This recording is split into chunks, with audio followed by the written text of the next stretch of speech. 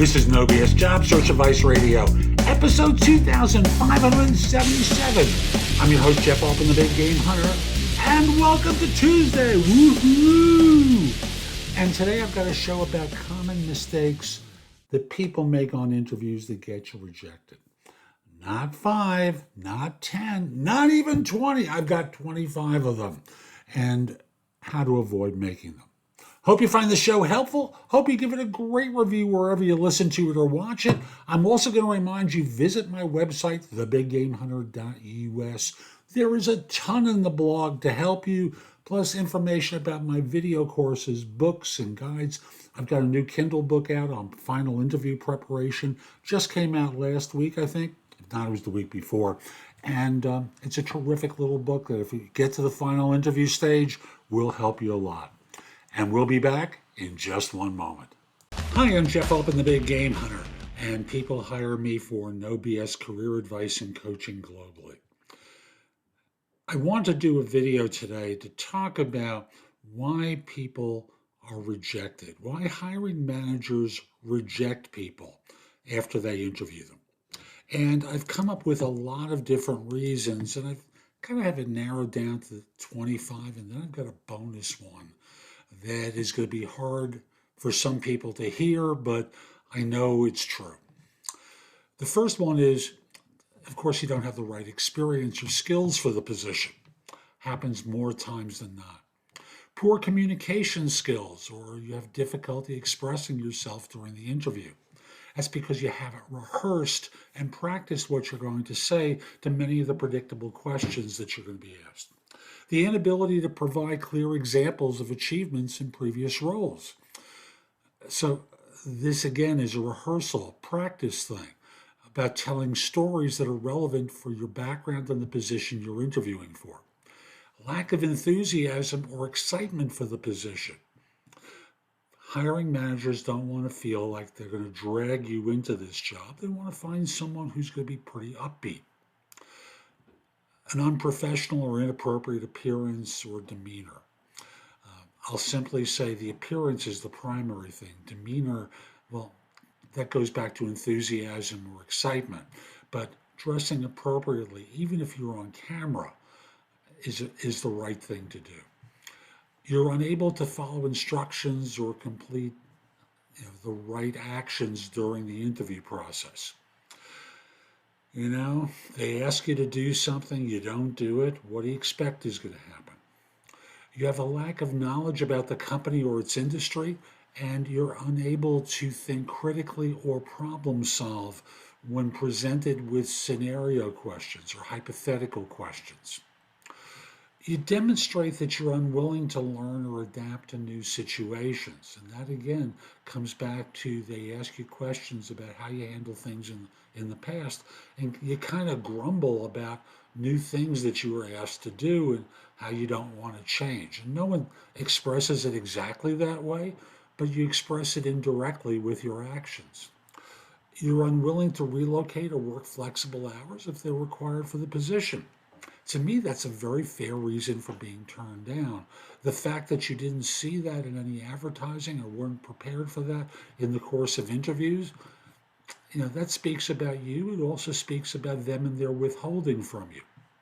Poor references or recommendations from previous employers, of course you'll get turned down.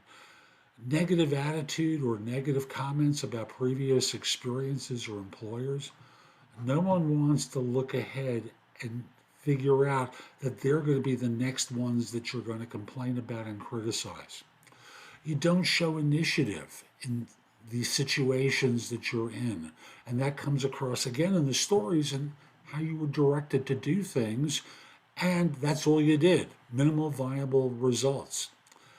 They find inconsistencies in your resume and LinkedIn profile with regard to your experience in employment history. That comes back to the notion of looking at your past and seeing something incongruent, which, by the way, if you've ever applied to this firm before, remember, you're in the applicant tracking system. They can spot that inconsistency pretty quickly. A bad attitude or a professional attitude, no one wants to hire a downer. A lack of punctuality for the interview, and they interpret that as a lack of reliability. You're unable to answer questions effectively or thoughtfully. Just the wrong answers to their questions. And you're not checking in your follow-up to see if that's what they were looking for, so that this way you went down a rabbit hole that they didn't really care about, and thus you get rejected. If this is something that requires that you work as part of a team, there's no illustration in your answers to questions that you work well with a team or collaborate with others. Problem solving skills or critical thinking ability. You answer the hypotheticals incorrectly. You find it difficult to adapt or change to new environments, or if they're trying to hire someone for a leadership and management role, you don't have experience doing that. And in your support roles for the leaders or managers, you don't you don't highlight situations where you were asked to step in to manage and lead. And thus they're left to wonder, why should we hire you to manage or lead when your current firm has never given you that opportunity? If they want you to work under pressure or meet tight deadlines, they like to see that you've done that before. A lack of passion or enthusiasm for the industry or role that you're going to be stepping into comes across pretty quickly. Ultimately, what a firm and a hiring manager want to do is trust you. And these all add up to places where they have a concern as to whether they can trust you to put on a great performance for them. Now, here's the one that a lot of hiring managers don't want to acknowledge: biases and projection. If you're not familiar with the term projection, it's the notion like a camera. You project attributes onto someone based upon previous experiences with other people that may or may not be true. And biases, of course, do I have to tell you what biases are? People do have biased qualities about them, biased opinions, and they sometimes act in their decision making with those biases and don't acknowledge them. And thus, someone is rejected on the basis of race, age, gender, a whole host of different things that have nothing to do with their ability to perform the job. I'm Jeff Altman. I hope you found this helpful. There's lots of ways to counteract these things. I'll simply say, if you're interested in my coaching you, or if you want career advice, visit my website, thebiggamehunter.us. You can schedule time for a free discovery call if this is about coaching. If this is something where you want my opinion about how to handle something, schedule time for a trusted advisor session with me. I charge for coaching. I charge for trusted advisor sessions. It's what I do for a living. So I'm happy to help you. And I'll also say at the site, you visit the blog. There's a ton there to help you. There's also information about my courses, books, and guides.